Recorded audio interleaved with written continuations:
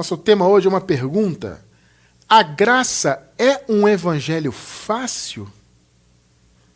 Nosso versículo inicial se encontra na segunda carta do apóstolo Paulo a Timóteo, capítulo 1, verso 9. É um versículo que é um clássico da graça, né? Maravilhoso. Que nos salvou e chamou com uma santa vocação, não segundo as nossas obras, observem bem isso, hein? Mas segundo o seu próprio propósito, ou seja, de Deus, né? E graça, que nos foi dada em Cristo Jesus, antes dos tempos dos séculos. Louvado seja o Senhor. Igreja Santa do Eterno Deus, filhos do Altíssimo, abençoados com toda sorte de bênçãos, mais do que vencedores, selados com o Santo Espírito da promessa. Graças a Deus. Meus amados, hoje a gente vai buscar responder a esta que é uma pergunta recorrente. Na verdade, não é uma pergunta, né?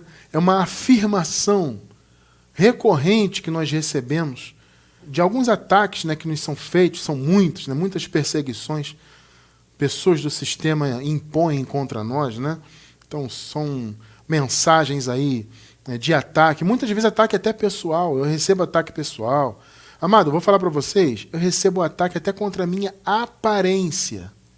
E olha que eu nem sou tão feio assim, sou até bonitinho, né? Mas até contra a minha aparência as pessoas atacam, porque não tem argumentos.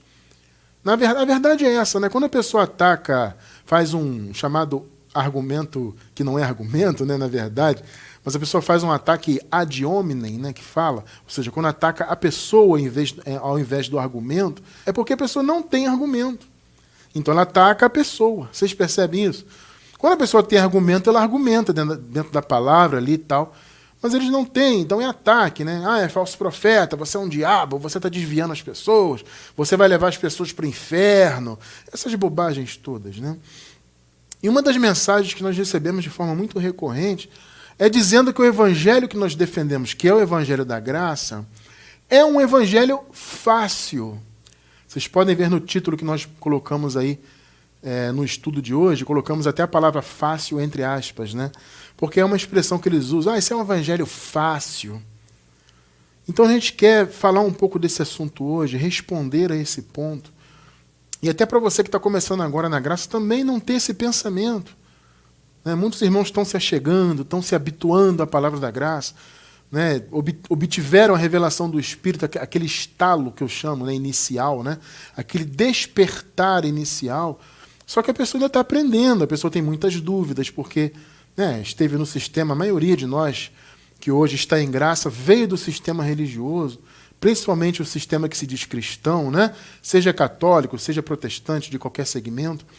Então as pessoas vêm com todos aqueles carrapichos, entre aspas, né, em suas mentes, com aqueles pensamentos do sistema. Então a graça, o evangelho, os estudos e tudo mais, né? Claro que a pessoa também tem que se dedicar, claro, a estudar e tudo mais, separar um tempo da sua vida e investir esse tempo. Por exemplo, você que está ao vivo agora com a gente, você está fazendo isso, né? Você está investindo um tempo, ou você que está assistindo a gravação, você separou esse tempo e vai investir esse tempo no seu crescimento, para estudar a palavra da graça. Isso é fundamental para as nossas vidas, né? Então, através desse esforço nosso, através do crescimento no conhecimento da palavra, etc., essas fortalezas na mente, essas dúvidas e tudo mais, caem por terra. Tá? Mas é importante que haja isso, esse envolvimento com a palavra e tudo mais. Então é bom para você, especialmente você que está começando na graça, entender que não existe isso de evangelho fácil. Isso é uma besteira. Isso é uma desculpa para não se abandonar a religião. Né? A pessoa está tão apegada à religião e, de repente, veja só, abençoado, veja só, isso com certeza acontece. A pessoa até acha a graça interessante. Percebe? Ela ouve, porque para a pessoa comentar isso, certamente ela ouviu algum estudo nosso, ela leu algum livro. Né? Para ela chamar de evangelho fácil, com certeza ela teve algum contato com a nossa visão, com nossos estudos, etc. Então, muitas das vezes a pessoa até acha interessante. Realmente, está na Bíblia, é interessante. mas é um evangelho fácil, eu não posso aceitar isso, etc. E aí ataca, evangelho fácil. Eles dizem que é um evangelho sem renúncia. A gente vai falar disso daqui a pouco, tá? Vamos falar com mais detalhes, né? Ah, não tem renúncia, vocês não renunciam a nada. Tem certeza disso? Você que está me assistindo, ao vivo ou pela gravação, de repente você ainda tem essa opinião. Ah, evangelho fácil, evangelho sem renúncia. Meu irmão, minha irmã, lhe pergunto, será que é mesmo? Então essa história de evangelho fácil, né, é no sentido de que o evangelho da graça, ele não impõe condições para a obtenção da salvação e das demais bênçãos de Deus também. O evangelho da graça não impõe nenhuma condição, muito pelo contrário. O evangelho revela que já somos salvos. Inclusive, eu afirmo em nome do Senhor Jesus, nós que nascemos depois de toda a obra do Senhor Jesus consumada, já nascemos nesse tempo pleno da graça, onde já houve todo o processo de salvação, o Senhor Jesus já realizou. Nós que nascemos depois, então, daquela época, nascemos já na graça plenamente consumada, plenamente estabelecida, eu afirmo com todas as letras, já nascemos salvos. Ou seja, nós nascemos salvos da possibilidade de passar pela morte eterna. Nós, que vivemos nesse período, nunca veremos a morte. Os irmãos, vejam bem, os irmãos que viveram todo aquele período transitório, né? Eles viveram a transição da lei para a graça, né? Os irmãos da igreja primitiva, dos primeiros irmãos, né, que se reuniam como igreja e que formavam a igreja do Senhor Jesus naquela época, aqueles irmãos tiveram essa experiência da troca dos pactos, né?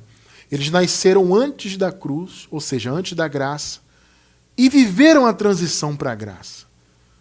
Né? Ou seja, eles viveram a transição diante da cruz, no império das trevas, para depois da cruz, o início de todo o processo da graça. Claro que ali ainda foi um processo transitório, mas de todo modo eles viveram então essa experiência. Por isso que a palavra fala que eles foram transportados para o reino. A gente já vai ler isso aqui. Por que foram transportados? Porque eles estavam no império das trevas, no reino das trevas. Ou seja, aquele período todo anterior à cruz, que era um período de condenação, um período de pecado, né? Todos haviam nascido debaixo do pecado. Por isso que Paulo fala, todos pecaram, né? E Paulo fala isso porque naquela época todos haviam nascido debaixo do pecado, ou seja, antes da cruz, tá? Na cruz o Senhor aniquilou o pecado. Mas antes da cruz era o período do pecado. E todos haviam nascido então naquela condição. Então no pecado e consequentemente em condenação, sem a presença do Espírito Santo, sem relacionamento direto com Deus. Vocês percebem? Então todos estavam destituídos, como a palavra diz. Entende? E então eles viveram essa transição daquele reino das trevas, império das trevas, poder das trevas, para o reino de Cristo. Tá? Então, abençoados, só que as pessoas têm esse pensamento, né, que elas ainda não são salvas, ou alguns até defendem que são, mas que podem perder a salvação. São conceitos absurdos, não fazem nenhum sentido, obviamente. À luz do verdadeiro evangelho, que é o evangelho da graça, não há outro evangelho fora da graça. E à luz desse evangelho maravilhoso, não faz sentido achar que alguém perde um filho de Deus, eleito, que já tem o Espírito Santo, já foi abençoado com todas as bênçãos. Enfim, você pensar que um filho do Senhor perde a salvação é um dos grandes absurdos, né? No meio da religião aí chamada cristã, existem muitos absurdos. E essa ideia é um desses absurdos, né? Então eles têm essa visão de evangelho fácil, etc. Por quê? Você vai perguntar, irmão Cristiano, por que então eles têm esses pensamentos? Ou especificamente este pensamento de evangelho fácil, evangelho sem renúncia? Primeiro porque as pessoas têm uma visão carnal, né? O apóstolo Paulo até faz menção, né, de uma carnal compreensão. Paulo fala isso. As pessoas têm hoje, infelizmente, essa compreensão carnal. Ela tem uma visão, as pessoas têm uma visão materialista das conquistas. Uma visão terrena, mundana, portanto. Como assim, irmão Cristiano? Vamos lá. Aqui nesse mundo que nós vivemos, nessa vida atual, né, é um mundo que você tem que lutar para conquistar as coisas. É ou não é verdade? E isso é normal e é natural e tem que ser assim. Sabe, não existe essa coisa de você alcançar uma conquista sem você lutar, meu amado. Tá? A regra geral é essa. Você alcança mediante a sua batalha, né? Então você quer alcançar um objetivo, você vai lutar por ele. Então, humanamente, isso cabe. Né? Do ponto de vista material, você quer alcançar um sonho qualquer, você vai lutar por esse sonho, seja qual for ele. Você não vai sentar no sofá, ficar vendo televisão o dia inteiro e o sonho vai cair do céu. No mundo não existe isso. Então você vai batalhar, você vai, sabe, empregar a sua vida para você alcançar um objetivo. Só que as pessoas pegam esse pensamento que, do ponto de vista humano, é correto, e elas transportam esse pensamento para as coisas espirituais. Ora, se eu tenho que lutar para alcançar algo do ponto de vista aqui da minha vida terrena, claro que eu tenho que lutar para ser salvo. Percebeu? Há uma mistura de conceitos. Claro que eu tenho que lutar para ser salvo, claro que eu tenho que pagar o preço para receber as bênçãos de Deus, é claro que eu tenho que lutar no jejum, eu tenho que fazer as campanhas, tenho que fazer os cerimonialismos, etc., para poder alcançar de Deus, né, alguma coisa, para que Deus me aceite, para que Deus, enfim, me justifique por isso que eu pratico. Porque tem esse pensamento carnal, esse pensamento de, eu conquisto aqui no mundo, tem que lutar, claro que eu vou lutar pelas coisas espirituais. Mas, meus amados, observem bem uma coisa. O que nós lemos no primeiro versículo? A graça que nos foi dada em Cristo Jesus antes dos tempos eternos, antes dos tempos dos séculos, antes de haver tempo, de haver criação. A graça já havia sido providenciada por Deus. Nós já explicamos isso aqui em detalhes, por que Deus fez isso. Eu vou deixar na descrição do vídeo um estudo sobre isso, tá? Sobre essa questão da graça que foi dada antes dos tempos dos séculos. Por que o Senhor fez isso? Eu não vou explicar isso porque já tem explicação em detalhes, como eu disse, tá? Eu não lembro o tema exatamente, mas eu vou pesquisar um tema que nós temos sobre isso aí, vou deixar na descrição do vídeo para quem está pela gravação. Então, meus amados, o Senhor providenciou essa graça antes de haver criação. Vocês percebem isso? E nós lemos também no versículo, vamos ler de novo, eu estou aqui citando, vou pedir a minha amada para colocar na tela aí, vamos ler de novo. Olha só. O Senhor nos salvou e chamou com uma santa vocação, não segundo as nossas obras. Vocês perceberam aí o conceito? O apóstolo Paulo, quando fala de salvação, ele sempre está citando isso. Quando ele diz lá em Efésios, pela graça sois salvos por meio da fé. Isso não vem de vós, é um dom de Deus. Não vem das obras, para que ninguém se glorie. Percebeu? Quando ele fala dos gêmeos, né? Jacó e Esaú, que o Senhor amou a Jacó e odiou Esaú, ou seja, houve uma eleição ali. Né? Eles nem tinham nascido, e Paulo fala, olha, eles nem tinham nascido, eles não tinham feito nenhuma obra. Ou seja, nessa questão da eleição, Deus não levou em conta a obra de nenhum deles, né? Nem de Jacó, nem de Esaú. Isso aponta que Deus não levou em conta as obras dos homens. Porque alguns raciocinam assim, tá? Que Deus, ele, na sua presciência, sempre soube das obras que os homens fariam, sempre soube que os homens aceitariam a Jesus, entre aspas, então o Senhor elegeu e predestinou a esses que ele sempre soube. Ou seja, o critério então foi do homem, não de Deus, segundo esse raciocínio. Então as pessoas colocam na mão dos homens. Não, o Senhor elegeu porque ele sabia quem ia praticar boas obras, ele sabia quem seria fiel ali na igreja, ele sabia quem, né, sempre soube quem iria aceitar Jesus. Isso é uma bobagem tremenda. Está muito claro que o Senhor nunca levou em conta obra alguma. Tá? Muito bem, olha só, vamos terminar aqui. Então ele nos salvou e chamou com uma santa vocação, não segundo as nossas obras, mas segundo o seu propósito, o seu próprio propósito, de Deus. Tá? E graça. Então foi o propósito de Deus estabelecido antes dos tempos dos séculos e a graça que nos foi dada em Cristo Jesus, veja só, antes dos tempos dos séculos. Então, amados, vejam bem, eles alegam essa facilidade, Evangelho fácil, não existe nenhuma imposição, nenhuma condição para você ser salvo. Pois é, não existe. A salvação foi dada pela graça antes dos tempos dos séculos. O Senhor já havia preparado. Então não tem essa de você pegar um raciocínio mundano de conquista, né? Que no mundo material faz sentido, e trazer para o mundo espiritual, para as coisas de Deus. Eu tenho que lutar para conquistar as coisas aqui no mundo, então eu tenho que lutar para ser salvo, ou para alcançar essa ou aquela bênção. Então, primeiro, o pensamento vem disso, né? Segundo lugar, porque a religião, ela depende do mérito. Então, o sistema religioso, ele se mantém fundamentado nisso, que as pessoas têm que ter o seu mérito para alcançarem bênçãos de Deus, salvação e alcançar o Espírito Santo, etc. É o mérito do homem. Entende? Veja, por mais que eles digam que não, tá? Porque tem sistema religioso que eles são astutos nesse sentido, né? Eles dizem que estão na graça, não é bem assim, não tem mérito, mas no fundo tem. Vocês querem ver uma prova disso claríssima? Chega para qualquer líder, pergunta para ele assim: irmão, você prega a graça? A sua igreja fala da graça de Deus? Ele vai dizer que sim. Claro, meu amado, com toda certeza, aqui é graça. Aí pergunta para ele: irmão, se algum membro da sua igreja sair e deixar de tomar santa ceia, deixar de ser fiel dizimista, deixar de fazer as campanhas, deixar de... enfim, ele vai ser salvo? Vê só o que ele vai te responder. Ele vai dizer: não, irmão, veja bem. Aí entra o veja bem, né? Veja bem, poxa, se a pessoa sair, deixar de ser fiel, deixar de tomar santa ceia, aí não, ela vai perder a salvação. Ué, que graça é essa, meu amado? Vocês percebem? Eles dizem que não tem essa de mérito, não, é graça. Mas não é.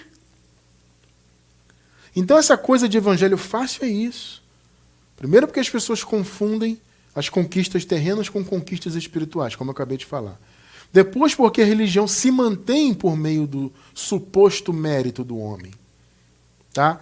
E terceiro, porque há interpretações de versículos bíblicos que são totalmente equivocadas. Eu vou dar um exemplo clássico aqui. Vamos ler?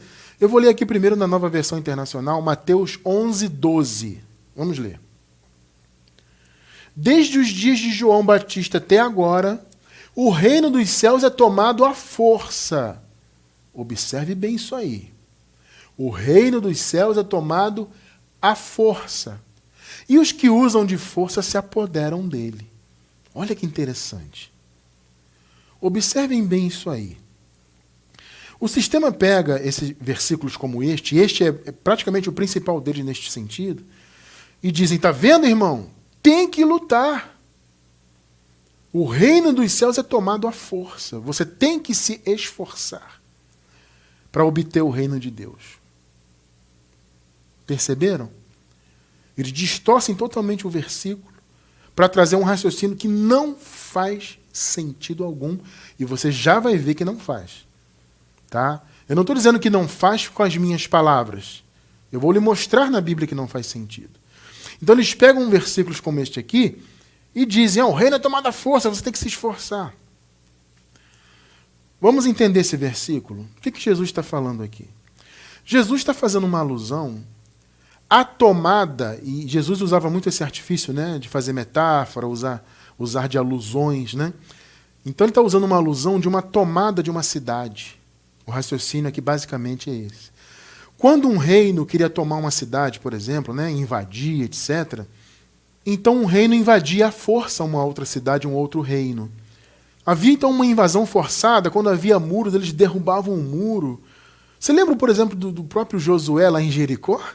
Né, que Israel rodeou lá e derrubou os muros? Isso é uma invasão à força, né? Então, de um reino contra uma cidade, contra um outro reino. É uma alusão aqui que Jesus está fazendo. Por quê? Porque quando João Batista começou a pregar, obviamente foi uma grande novidade, era uma mensagem totalmente nova. Não tinha absolutamente nada a ver com todo o ensinamento ali dos fariseus, dos escribas, do povo da lei ali. né? A mensagem de João é totalmente autêntica e nova, e era uma preparação para o caminho, para a mensagem do Messias, né? Então era uma preparação, uma abertura para o caminho da mensagem do reino. Então quando João Batista começou aquele trabalho dele de preparação para a vinda do Senhor, na primeira vinda, né, como ministro ali para os judeus e tudo mais, houve uma grande procura. Então as pessoas vinham ouvir João de várias partes, de longe, e havia uma avidez das pessoas, tudo bem, muitos até por curiosidade apenas, mas muitos desejosos mesmo de ouvir algo, de ouvir do reino de Deus, de ouvir, sabe, sobre a preparação ali do trabalho do Messias. As pessoas queriam muito isso, e elas viam, se arrependiam lá dos pecados. Naquela época fazia sentido, eles estavam ainda antes da cruz, portanto, ainda debaixo do pecado, né? Então eles se arrependiam dos pecados e eram batizadas por João Batista. Então houve uma grande procura, uma grande multidão, até mesmo, né, o próprio ministério de Jesus também, em algum momento, era seguido por milhares de pessoas até, sabe? Então havia uma avidez. Então Jesus aqui, ele está falando da atitude das pessoas em relação a esse trabalho. O início da pregação do reino começou com João Batista, amados. Entende? João Batista começou a preparar o caminho para que o Messias, Jesus, né, se manifestasse ali como ministro. Mas tudo começou com João Batista.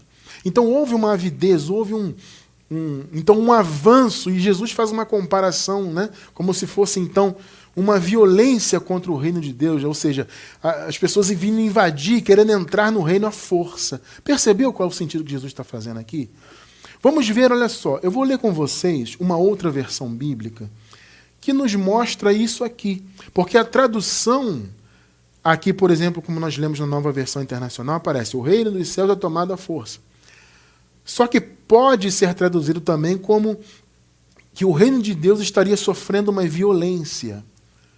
Percebe? Então, há mais de uma versão em português que traduz assim. Eu trouxe uma aqui, a Almeida Revista e Corrigida. Vamos ler Mateus 11:12 novamente, só que nessa versão. Observem. E desde os dias de João Batista até agora, se faz violência ao reino dos céus. Vocês percebem? Aqui, mais uma vez, é uma alusão de Jesus, é como se fosse a invasão de uma cidade. Uma coisa à força. Então veja, olha só, amados, Jesus não, eu vou repetir, Jesus não está dizendo que o reino teria que ser tomado à força. Ou que nós, né, teríamos que nos esforçar, jejuar, pagar preço, fazer campanha e participar de igreja de pedra e cerimonialismo. Você tem que lutar para você ser salvo. Jesus não está falando disso. Jesus aqui está falando da atitude das pessoas em relação à mensagem do reino, primeiro com João Batista. Então você vê que aqui a tradução já traz uma outra visão, né? Se faz violência ao reino dos céus. Ou seja, como se as pessoas viessem violentamente. E mais uma vez, é uma alusão a isso mesmo, as pessoas que vinham com muita avidez para ouvir João, multidões e multidões. Vamos ver isso historicamente? Olha só. Para vocês verem vocês vão ver que havia realmente um esforço das pessoas e uma busca pela mensagem do reino de Deus. Mateus 3, versículos 5 e 6. A ele, João Batista aqui, vinha gente de Jerusalém e de toda a Judéia, e olha só, amados, e de toda a região ao redor do Jordão. Meus amados, as pessoas vinham de todo canto, confessando os seus pecados, e eram batizados por ele no Rio Jordão.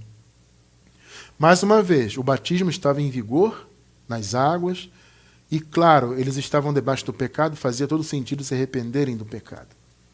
Tá, esse é um outro contexto histórico ali. Pegou aí? Jesus está falando disso aqui. Havia uma avidez, uma procura muito grande. Claro, repito, muitos só por curiosidade? Sim, mas muitos com o coração realmente voltados a ouvir o reino. Então, quando Jesus fala que o reino é tomado à força, ou que o reino de Deus sofre violência, percebe? É nesse sentido, né, das pessoas quererem invadir o reino, né, se esforçarem. As pessoas vinham de longe, caminhavam quilômetros, distâncias grandes. Olha, tem um homem ali com uma mensagem, vamos lá, interessante, as pessoas iam, se arrependiam, etc. Então Jesus fala desse movimento das pessoas. Então ele não está dizendo, olha, você tem que se esforçar para entrar no reino. Não é essa a interpretação. Ele está dizendo o seguinte, olha, as pessoas estão buscando o reino com avidez, com muito desejo. Entende? Estão invadindo o reino como se invade uma cidade. Esse é o ponto. Quer ver uma referência bíblica que nos faz enxergar isso melhor? Lucas 16:16, eu vou ler aqui a Nova Versão Internacional. Esse versículo, Lucas 16:16, é a mesma passagem de Mateus 11, só que relatada no livro de Lucas. Tá? Olha só. A lei e os profetas profetizaram até João. Desse tempo em diante, ou seja, a partir de João, estão sendo pregadas as boas novas do reino de Deus. E todos tentam forçar a sua entrada nele. Pegou? O que Jesus está dizendo? Ele está falando da atitude das pessoas em relação à mensagem. Da busca, do esforço que as pessoas desempenhavam para ouvir do reino e tudo mais. Vocês perceberam, amado?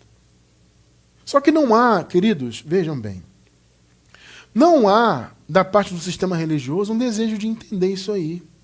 Ou de explicar, ou de destrinchar, como nós estamos fazendo aqui. Então eles pegam um versículo, isolam do contexto, não quer entender o que Jesus falou, não importa, o que importa é a narrativa deles. O reino é tomado por esforço, você tem que se esforçar. Não é isso que Jesus está falando. Você lembra que eu disse agora há pouco que não faz sentido e que eu ia mostrar na Bíblia que não faz? Pois é. Vamos ler mais um clássico da graça aqui também na Nova Versão Internacional, Colossenses 1,13. Observem bem. Pois ele nos resgatou do domínio das trevas. Isso aqui, amados, é uma referência àqueles irmãos, tá? Não a nós hoje. Nós nunca estivemos no domínio das trevas, entende? Nós já nascemos na luz, já nascemos na graça. Mas eles, na época de Paulo ali, a igreja primitiva não. Eles haviam nascido antes da cruz, percebem? Então eles foram, de fato, resgatados do domínio das trevas, do império, do poder das trevas. Inclusive a palavra domínio, ou poder, ou império, em português, no grego ela significa um governo, como se fosse um governo estatal muito pesado, né? Imagina-se um governo estatal assim que pesa muito nos ombros da população. Tá? O sentido é esse, né? É como se fosse um governo estatal. Tremendo, né? Ou seja, um domínio mesmo sobre a vida das pessoas que havia, né? Um domínio do pecado, da condenação e tudo mais. Pois ele nos resgatou do poder do domínio das trevas, olha só, e nos transportou para o reino do seu Filho amado. Percebeu, amados? As pessoas foram transportadas para o reino através do próprio Deus. Ele, Deus, fez a obra. Você percebe que não faz sentido Jesus dizer que as pessoas tinham que se esforçar para entrar no reino e depois a palavra revelar que, na verdade, as pessoas foram para o reino porque o próprio Deus as levou? Pegou aí? Qual é o sentido disso? Então, Jesus dizer que o reino é tomado por esforço, ele não está dizendo que a pessoa tem que se esforçar ou teria que se esforçar, ou que nós hoje, até hoje, mesmo em graça, teríamos que nos esforçar para entrar no reino. Não, já nascemos nele. Eles, na igreja primitiva, foram transportados pela graça. O próprio Deus fez isso por meio de Cristo para o reino, percebe? E nós já nascemos no reino de Deus. Então não houve esforço nosso, houve de Deus, né? Houve o esforço de Deus e de Jesus Cristo morrendo no Calvário, se entregando para cumprir a lei e ministrar e liberar, por assim dizer, a graça para o seu povo. Graça que nos foi dada quando? Se lembra do primeiro versículo? Quando? Antes dos tempos dos séculos. Antes da criação, antes de haver tempo, de haver mundo. Você percebe que a graça do Senhor não depende de obras humanas, de esforço humano? É uma coisa de Deus isso aí. Sabe? É uma coisa de Deus. Então as pessoas, os eleitos do Senhor, os salvos, sempre salvos, escolhidos antes da fundação do mundo, que estavam naquela condição antes da cruz, no império das trevas, foram transportados para o reino. Nós já nascemos no reino de Deus. Nós já nascemos com a obra consumada. O Senhor já havia morrido, ressuscitado, etc. Então já nascemos com a obra consumada, já nascemos no reino. Nunca nós nós hoje, atualmente, né, nunca estivemos sob o domínio das trevas. A não ser do ponto de vista da mente, né? Porque quando nós estávamos no sistema religioso, e a maioria de nós veio dele, né? Então, quando nós estávamos lá, a nossa mente estava na escuridão. Mas era uma escuridão no sentido de conhecimento apenas, né? Então, neste sentido, o Senhor nos resgatou, mentalmente falando, né? Porque o Senhor iluminou a nossa mente. Os nossos olhos foram iluminados, né? Então, nesse sentido, houve um resgate. Só que o resgate deles lá foi, de fato, um resgate das trevas para a luz. Né? Porque o Senhor pôs fim ao império das trevas na cruz e trouxe os filhos dele para o reino. Tremendo, né? Então foi o amor de Deus, amados. Vocês percebem? Não existe isso de evangelho fácil. É a verdade. A graça foi dada antes dos tempos dos séculos. O povo foi transportado para o reino pela vontade de Deus, não pelo esforço das próprias pessoas. Foi o amor de Deus que fez isso, porque ele havia predestinado o povo, os eleitos dele. Vocês percebem isso? Observem aqui Efésios 2, versículos 4 e 5. Todavia, Deus, que é rico em misericórdia, olha aí, pelo grande amor, está até sublinhado na tela aí, né? Grande amor com que nos amou. A graça, queridos, a manifestação da graça. E tudo que a graça nos deu gratuitamente, nós vamos ler isso aqui já já, tudo isso foi por causa do amor de Deus. Não existe essa conversa fiada de evangelho fácil, que não cobra nada para ser salvo, o evangelho que não tem esforço. Isso é conversa fiada de religioso. Não tem que ter esforço. Neste sentido, não. De você angariar algo de Deus, de você querer buscar a salvação, as bênçãos, o Espírito Santo e tudo mais por meio do seu esforço. Qual o sentido disso à luz do Evangelho, queridos? Todavia, Deus, que é rico em misericórdia, pelo seu grande amor com que nos amou, 5, deu-nos vida juntamente com Cristo, quando ainda estávamos mortos em transgressões, em pecados. Veja, uma referência aos irmãos daquela época, tá? Eles que estavam antes da cruz mortos em pecados, em transgressões. Percebe? Então, foi uma experiência deles lá, tá? Então, ele nos deu vida quando nós ainda estávamos mortos em transgressões. Nós aqui nunca estivemos mortos em pecados. Mais uma vez, por que, irmão Cristiano? Nós não somos pecadores? Amados, nós nunca estivemos antes da cruz. Antes da cruz era o império do pecado, das trevas. Muito bem. Pela graça vocês são salvos. Pegou aí?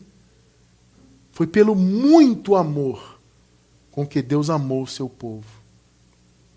Então, se aqueles irmãos foram transportados para o reino, foram salvos, tiveram vida, receberam vida a partir da morte e ressurreição de Jesus, percebe? E nós hoje nascemos livres até da possibilidade de morrermos. Isso foi por causa do amor de Deus. Você vai negar o amor de Deus para viver religiosamente? Meus amados, vou falar uma coisa para vocês muito importante. Negar a graça, negar a gratuidade de tudo que o Senhor nos deu, isso é negar o amor de Deus. É pisar no amor de Deus. As pessoas fazem isso, elas nem percebem. Nós também não percebíamos, né? Como eu sempre digo aqui, a maioria de nós veio de algum sistema religioso e nós não percebíamos que essas atitudes nossas eram negativas do amor de Deus. Porque o que Ele nos deu pela graça, você acabou de ler, pela graça vocês são salvos, pelo muito amor com que Deus nos amou. Então, quando alguém vem e quer conquistar algo que Deus já deu, né, e a pessoa quer conquistar pelas obras dela, ela está negando o amor de Deus, ainda que ela não perceba isso. Claro que conscientemente, nenhum irmão que está no sistema religioso, ele pensa isso conscientemente. Mesmo porque ele não tem esse entendimento e a revelação da graça. Então ele faz até de maneira bem intencionada, né? A maioria, claro, tem uma boa intenção. Então a pessoa cumpre todo aquele sistema religioso ali, todos aqueles mandamentos, né, e etc., aquela coisa toda, sem ter a noção de que isso é negar o amor de Deus. Tremendo isso, né? Mas é uma realidade. Então, as pessoas têm essa visão de que é evangelho fácil. Eles alegam essa facilidade também no sentido de que nós vivemos em liberdade, né? Nós, em graça, estamos livres. Você está livre das igrejas de 4 paredes, das placas, das carteirinhas de membro, sabe, das obrigações religiosas. Você, eu, nós estamos livres disso aí. É uma liberdade. Nós vivemos uma vida em liberdade no mundo. Ou seja, temos uma vida normal, como todas as pessoas. Sabe? Normal, assim, no bom sentido, obviamente, né? Mas nós vivemos em liberdade, nós frequentamos as mesmas coisas que as outras pessoas, mesmo porque é isso que tem que ser feito, né? Nós temos mesmo que estar no meio das pessoas, no meio do mundo, a gente tem que estar no meio disso aí, para levar a luz. Como é que você vai contaminar, no bom sentido, né, as pessoas com a palavra de Deus, com a visão do reino de Deus, né? Como você vai contaminar as pessoas com isso se você não está junto com elas? Sabe essa visão religiosa de não posso jogar mais futebol com os meus amigos porque lá agora só tem palavrão, eu não falo mais palavrão? Tudo bem, é ótimo não falar palavrão. Mas sabe, você vai se afastar? Não vou me afastar, porque não. Agora que você está no evangelho, que você se reconhece como um filho de Deus, um salvo sempre salvo, alguém que tem a marca de Cristo na tua vida, meu irmão, é agora que você tem que estar no meio deles. Você não vai praticar as obras da carne que eles praticam, mas você vai estar no meio dele levando a luz deles, né? Percebe? A gente tem uma vida assim. Você joga futebol com seus amigos, você sai, você vai ao cinema, vai ao teatro, você vai à praia, você tem uma vida de liberdade. E a religião, eles odeiam isso. E eles apontam isso como algo maligno, né? Essa liberdade aí, maligna. Isso é maligno. No fundo, queridos, infelizmente, e eu falo isso, amado, com pesar no meu coração, entende? Porque eu gostaria que todos os nossos irmãos estivessem na graça. Sabe, os irmãos que estão em graça, que estão no sistema, né? Debaixo de obras da lei, de falsas doutrinas. Poxa, eu gostaria tanto que esses irmãos estivessem, né? Há tantas pessoas na minha família, certamente na família de todos vocês, que estão envolvidas com o sistema religioso. Como seria bom, né, se esses irmãos estivessem em graça? Nós estamos lutando aqui para isso, né? Ensinando, levando a palavra, etc., no intuito de que essas pessoas alcancem também esse privilégio. Entende? Então, eu não estou falando aqui nem para debochar, longe de mim, amado, pelo amor de Deus. Não estou aqui debochando nem nada. Eu estou falando do sistema, mais uma vez eu digo, de maneira didática. Tá? De maneira didática. Eu estou falando isso aqui. Então, as pessoas têm isso, e infelizmente, eu vou dizer o que eu ia dizer, né? Infelizmente, as pessoas, muitas delas têm até inveja dessa liberdade. O Paulo até fala isso, escrevendo aos próprios Gálatas, né? A gente já vai ler aqui a carta aos Gálatas. Paulo, escrevendo aos Gálatas, em algum momento, ele cita isso. Olha, esse pessoal do sistema religioso estão aí espiando a nossa liberdade. Paulo fala disso. Eu até entendo esse sentido como até um sentido assim de inveja. Estão espiando, primeiro para julgar, certamente, né? O sistema religioso lá da época de Paulo observava a liberdade deles, primeiro para julgar. Mas eu até acredito que havia uma certa inveja também. Porque, no fundo, as pessoas querem ter essa liberdade, que a religião não permite. Então, dentro do coração dela, ela até gostaria de ter essa liberdade, mas ela não tem, então ela julga. Tá vendo? A liberdade, evangelho fácil, sem renúncia. Gente, olha só. Nós usufruirmos da nossa liberdade que o Senhor nos deu, eu diria que é até uma obrigação nossa. Eu coloco entre aspas, tá? Por que, irmão Cristiano, você diz que é uma obrigação? Porque você usufruir da liberdade que o Senhor te deu é uma forma de você valorizar o que Jesus fez por nós. Você percebe? Porque ele deu a liberdade. Ele morreu e ressuscitou para acabar com o império das trevas, para acabar com as obras da lei, com os mandamentos de homens, né? Com o cerimonialismo religioso. Jesus veio para acabar com tudo isso. Então, consequentemente, ele nos deu uma liberdade ao nos dar tudo pela graça. Percebe? E você, então, usufruir dessa liberdade, obviamente de maneira responsável, já vamos falar disso aqui, é uma forma de você valorizar o que Jesus te deu. Gálatas 5:1. foi para a liberdade que Cristo nos libertou. É uma frase que parece até óbvia e redundante, mas tem muita gente que realmente parece não entender e de fato não entende isso. Não é óbvio? Ora, se você foi liberto, foi para a liberdade, foi para viver a liberdade. Mas por mais que pareça óbvio e que para nós hoje em graça seja de fato óbvio, para muitos não é, infelizmente. Foi para a liberdade que Cristo nos libertou. Portanto, olha só, permaneçam firmes nessa liberdade. E não se deixem submeter novamente a um jugo de escravidão. E aqui Paulo está falando justamente da religiosidade, das obras da lei. Vocês estão percebendo? O Senhor nos libertou disso, igreja. Então permaneçam firmes, porque os Gálatas estavam andando para trás, né?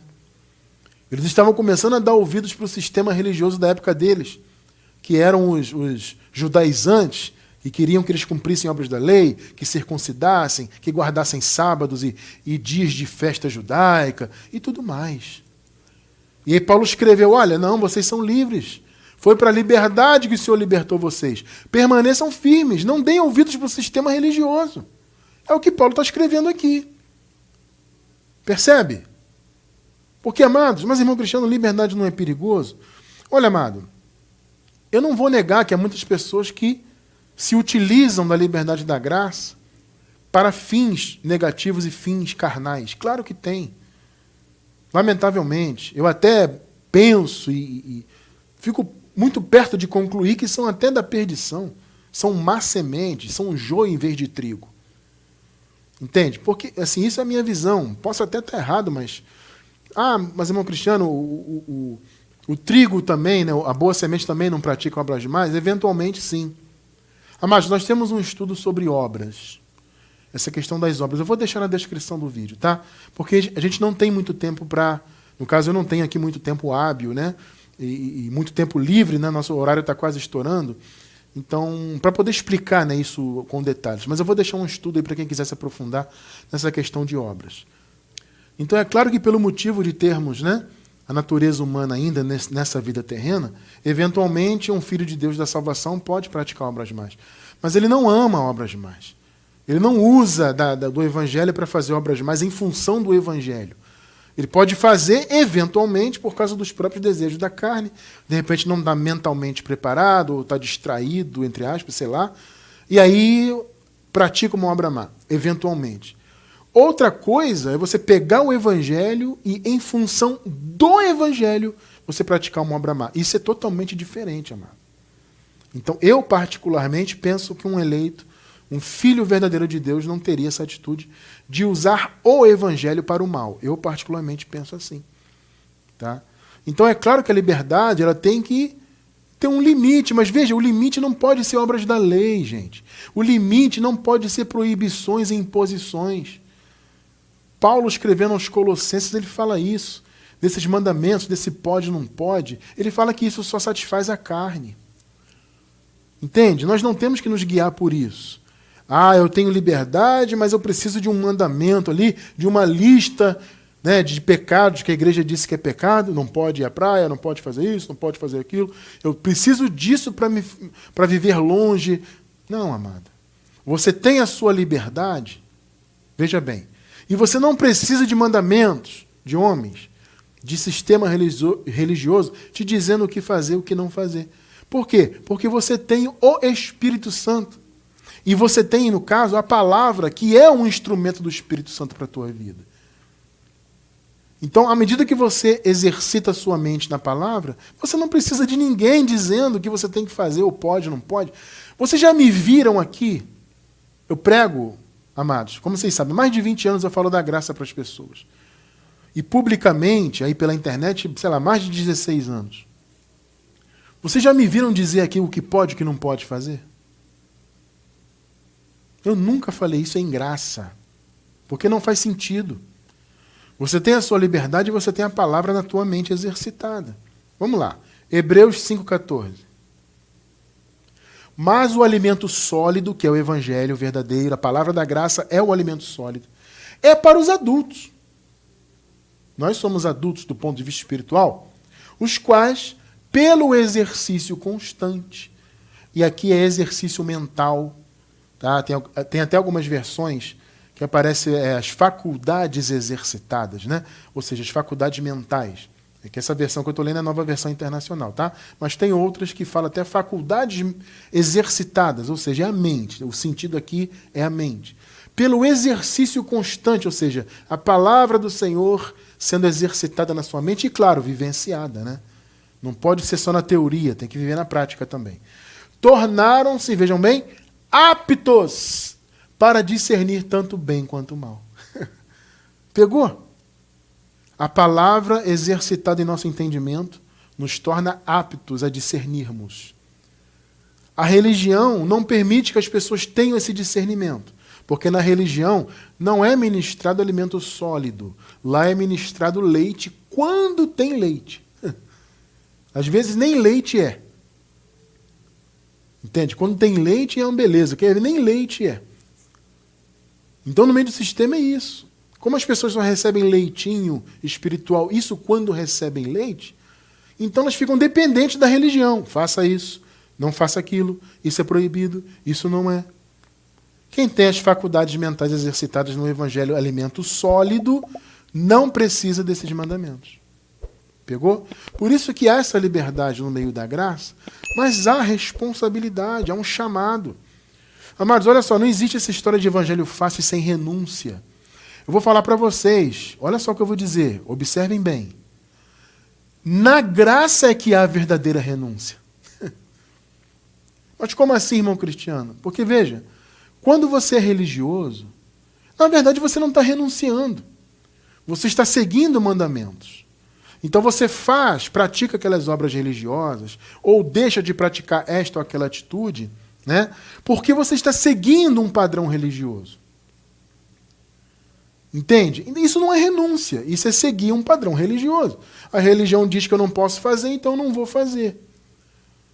E muitas das vezes, muitas dessas coisas que a religião não permite, a pessoa até pode, mas ela não faz, porque a religião diz que não faz. Isso é renúncia? Não. Renunciar, vou dar um exemplo. Vamos fazer uma metáfora aqui. Há uma mesa cheia de comida. Pensa bem nisso aí, uma mesa cheia de comida. Só que tem algumas placas na mesa dizendo você não pode comer. Ou então você pode comer isto, aquilo e aquilo outro.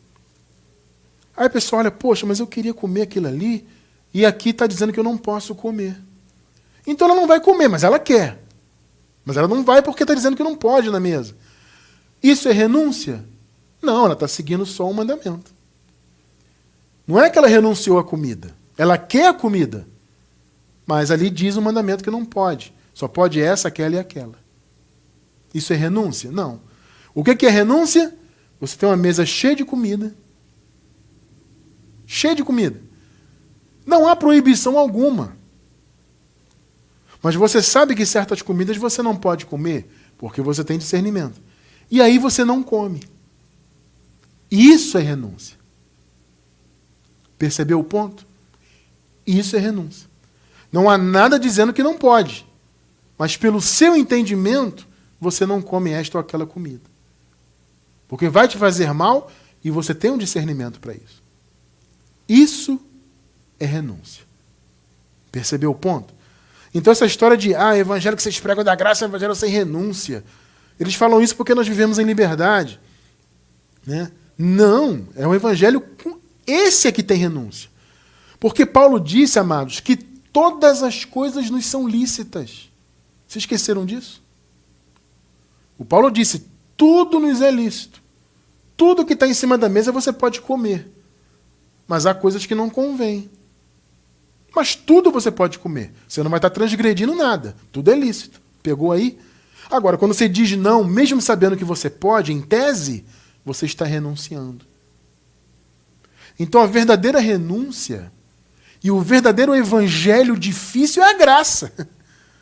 Porque a graça te dá toda a liberdade, o que abre, né, o portal para a carne viver como ela quer viver, porque a graça te dá liberdade, tudo é lícito. No entanto, você não pratica tudo. E isso é renúncia. Isso é dificuldade. É você vencer a carne, apesar de a carne ter liberdade. Por quê? Porque nós sabemos em graça o nosso chamado. O chamado dos filhos de Deus, os verdadeiros filhos, é para as boas obras. Percebe? E quem tem revelação da graça e vive, de fato, o evangelho da graça, entende isso. Efésios 2:10. Porque somos a criação de Deus, realizada em Cristo Jesus, para quê? Para fazermos boas obras, as quais Deus preparou de antemão. Olha aí, ou seja, antes da criação, sabe? Para que nós as praticássemos. Como eu disse, vai ter um estudo aí na descrição sobre as obras. Também vou deixar um estudo sobre a liberdade. Nós temos um estudo muito interessante que fala da liberdade da graça. É um estudo um pouquinho antigo, mas ele é muito bom. Eu vou deixar na descrição aí para vocês também. Me lembrei agora. Então nós temos um chamado às boas obras, amados. E quem recebe a revelação do verdadeiro evangelho tem esse entendimento. Então nós praticamos as boas obras simplesmente pelo chamado. Apesar de termos liberdade para praticar obras más. Mas o verdadeiro filho não pratica, não de maneira deliberada. Como eu disse, ele pode praticar eventualmente. Por causa da carne e tal, aquela coisa toda. Mas de maneira deliberada, usando o evangelho como pretexto, eu não creio nisso. Nós temos um chamado às boas obras, um chamado ao zelo pelas coisas de Deus, pela mensagem, pelo reino, sabe, pela nossa vida como testemunho. Romanos 12:11. Nunca lhes falte o zelo. Olha aí.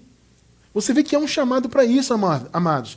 Gente, não tem essa de... Não cai nesse papo furado de evangelho fácil. Não existe isso. Evangelho fácil é do sistema, que você precisa... Que na verdade não é evangelho, né?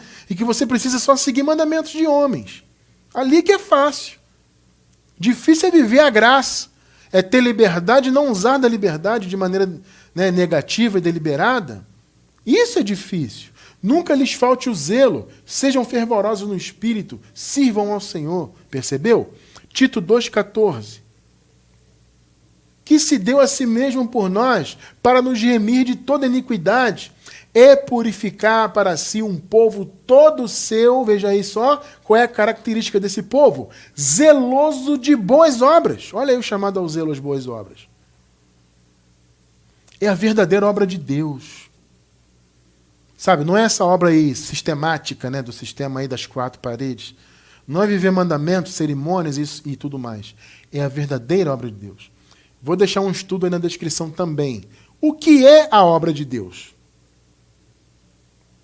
Você vai entender perfeitamente o que é a verdadeira obra do Senhor. Percebe o chamado ao zelo? Onde está o evangelho fácil, entre aspas, nisso aí? Não tem isso aí.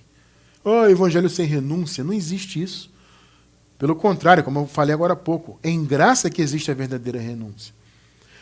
Porque, veja, a liberdade que nós temos em graça, graças a Deus, e que nós usufruímos dela, quando essa liberdade é bem entendida, não existe motivo para dar ocasião à vontade da carne, irmão. Entende? Isso é ideia de religioso. Ah, na graça os caras deixam a carne à vontade.